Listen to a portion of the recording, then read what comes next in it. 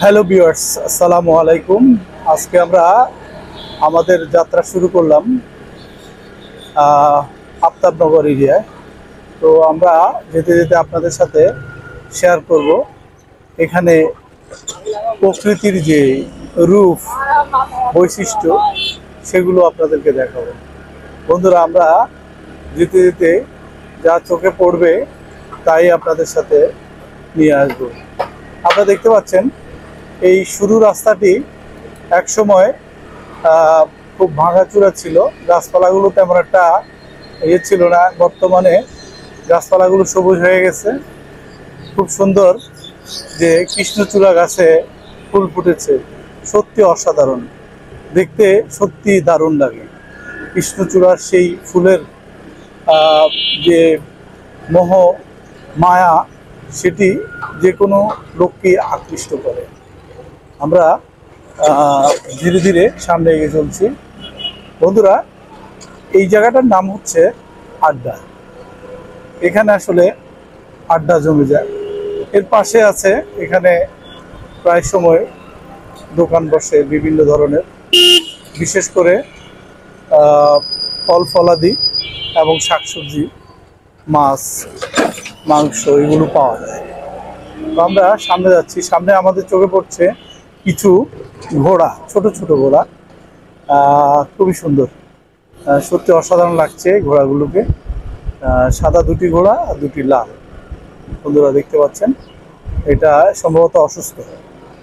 আসলে ঘোড়াকে খেতে দিতে হবে। ঘোড়ায় চড়লেই হবে না, ঘোড়া দিয়ে গাড়ি টানলেই চলবে না, ঘোড়াকে খাওয়াতেও হবে। আপনারা দেখতে পাচ্ছি একটা আম গাছ, অনেক আম ধরেছে। দেখতে পাচ্ছেন এদিকে রাস্তাগুলো সত্যি খুবই। আমরা আফতাবনগরের ঠিক মাঝামাঝি জায়গাটায় চলে আসছি।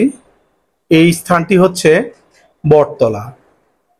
এই যে সামনে দেখতে পাচ্ছেন একটি বট গাছ, এই বট গাছকে ঘিরে অনেক কিছু গড়ে উঠেছে। এখানে রেস্তোরাঁ, বিশেষ করে এখানে অনেক পথচারী এখানে বসে থাকে। আমরা সামনে যাচ্ছি বন্ধুরা। এই এলাকাটা আমরা একটু স্পিডে যাই, কি বলেন? আমাদের স্কুটিটার স্পিড একটু বাড়িয়ে দিলাম। বন্ধুরা, আমরা একটু স্পিডে যাচ্ছি। আমাদের সামনে যে রিক্সা, সেও 40 কিলোমিটার বেগে চলছে। দেখুন না কি অবস্থা। এদিকের রাস্তাগুলো অনেক সুন্দর। এই স্থানটিতে প্রতিদিন সকালবেলা অনেক লোকজন এখানে আসে, বিশেষ করে ব্যায়াম করার জন্য। এই যে গাছগুলো দেখতে পাচ্ছেন, এই গাছগুলোর ছায়ায় প্রতিদিন সকালে অনেকে আসেন, মানে দল বেঁধে লোকজন এখানে ব্যায়াম করে। সত্যি খুবই ভালো লাগে। বন্ধুরা, একদিন আসবো, আপনাদেরকে সকালের যেই ব্যায়ামের যে দৃশ্য সেগুলো আপনাদেরকে শেয়ার করবো। আপনারা দেখতে পাবেন এখানকার যেই গাছগুলো অনেক ছিটিয়ে আছে, এগুলোর নিচে লোকজন বসে রোদ থেকে নিজেদেরকে রক্ষা করে। বন্ধুরা, আমরা এখন আফতাবনগরের ঠিক উত্তর দিকে যে রাস্তাটি পাওয়ার হাউসের দিকে, সেদিকে যাচ্ছি। আপনারা দেখতে পাচ্ছেন এখানে লোকজনের সমাগম মোটামুটি আছে। তো আমরা সামনে এগিয়ে যাই।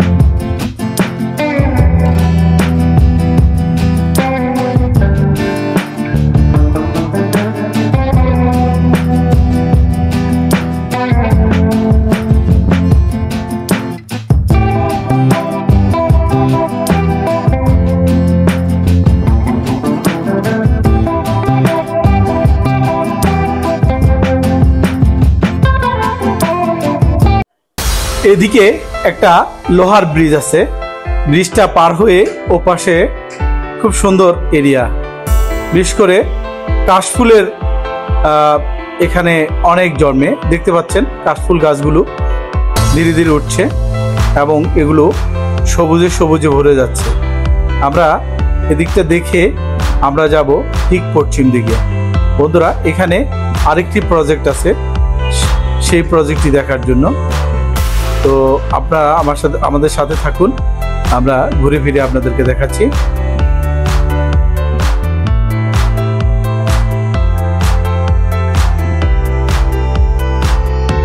বন্ধুরা, চলতে চলতে হঠাৎ একটি গানের কথা মনে পড়ে গেল।